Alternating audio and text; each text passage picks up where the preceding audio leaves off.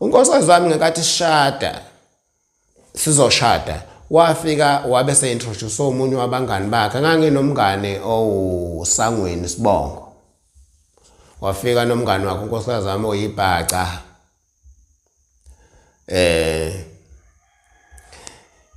ngishadelwe mina uma ngiqeda ukushadelwa noGazi naye bese yabona ukuthi hayi ngathi uright ngalentokazi ayithathe noGazi ayishade ngaba umina umkhongi wayo lentokazi.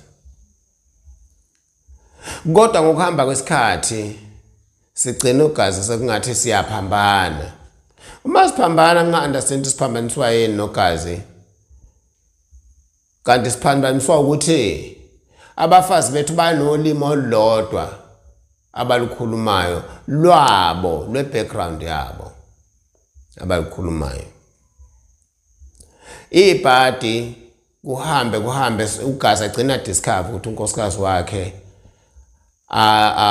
akanaye umuntu wesilisa okuthi uwaziwa naye uphila nje ukuthi lapha khona uma kukuthi khona engahambi nandoda uzoyithola khona.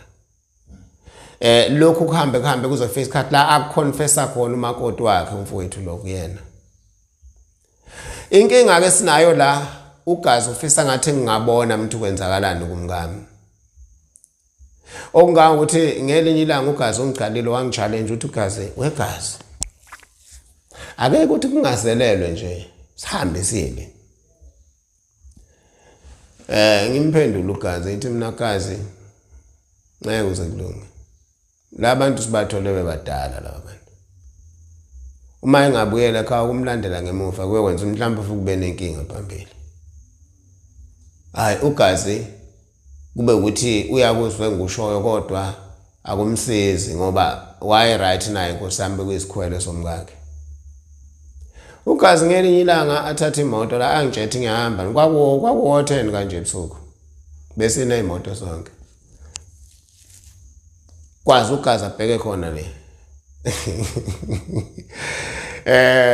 wabuye xoxa indaba engayithandi kodwa ngamcela ukuthi ngicela ngixoxele umngami.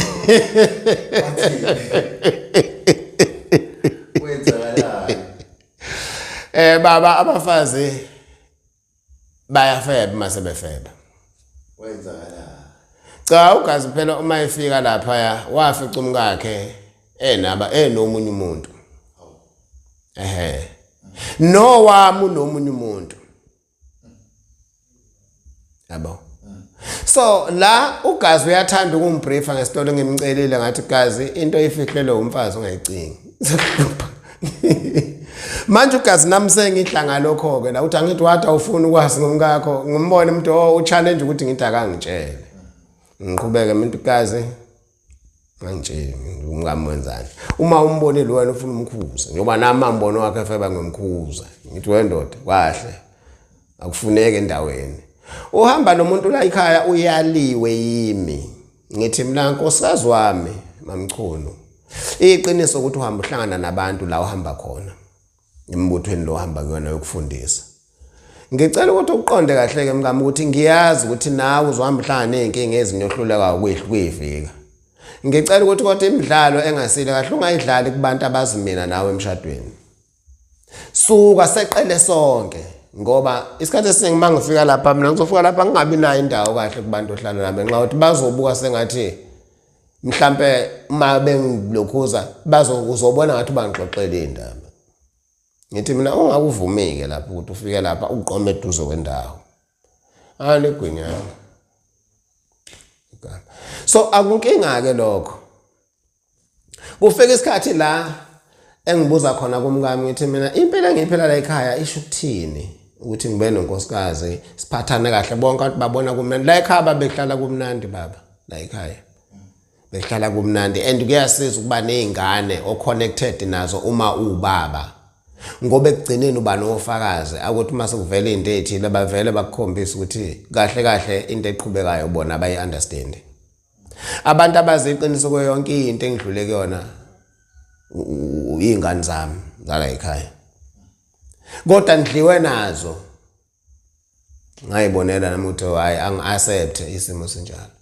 uGazi lapho ufika lapha isikhathi ukuthi usekhuluma nomkakhe wenza lokho ukuthi ukumconfessela wakhuluma yonke into ayenzayo behind yena. Uguys usekhuluma indaba yokudivorce ngithi manje umfazi uma eselokhuzile kuwe seconfess kusho ukuthi mxoshe ngoba kusho ukuthi uvuma izono phela uNkulunkulu. Bese bekhuluma indaba yokudivorce impela. Uguys wagula. Uguys kwathi une-cancer esibindini la ekhaya mina kangilali sibhodla umlilo sobabili isilungulela ngihamba kodokotela labathi akukho lutho la.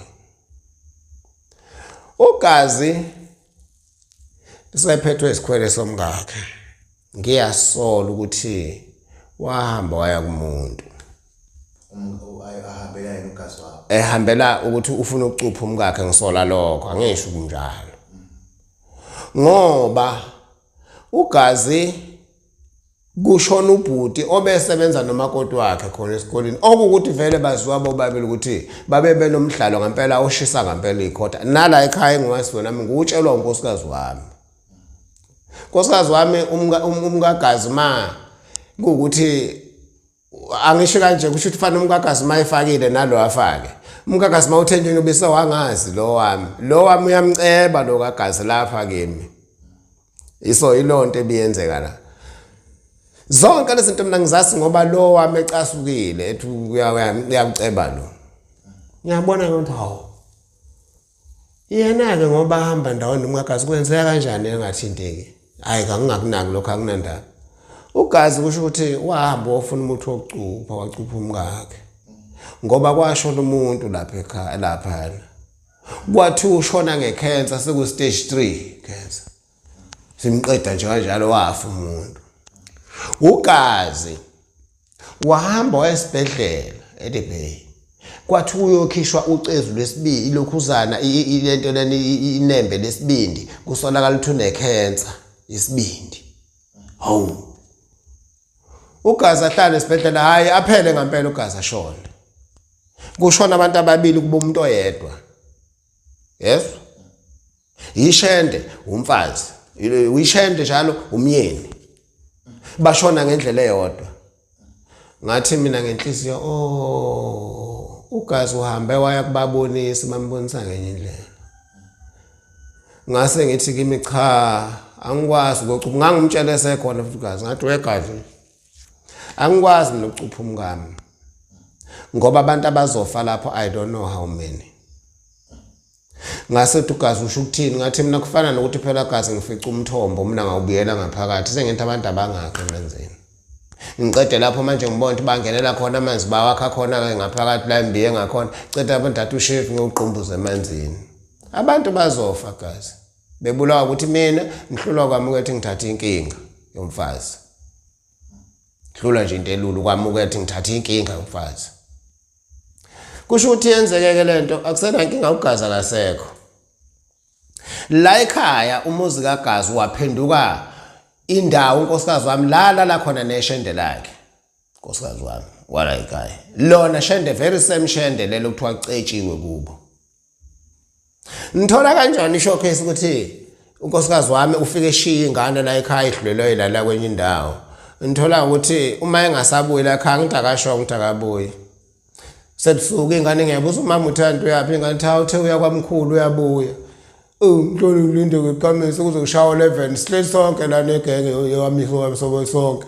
Ayingcene ngithatha ucingo mina ngifonela umkhulu, Mchunu, umkhwe wami. Baba Mchunu manje ngibona unkosikazi wami ingane zethu udlulile weza ngapho manje ngibona akabuye ekhaya. Athi umkhwe wami angimazi ufika la ekhaya wadlula ngimazi ukuthi ubeyaphi. Ibuye ingqondo. Ngihleli nezingane phela la. Angikwazi ukuthi noma ngabe ngiunderstand ukuthi uwenzani la khona. Ngihlale kodwa ngisongizana.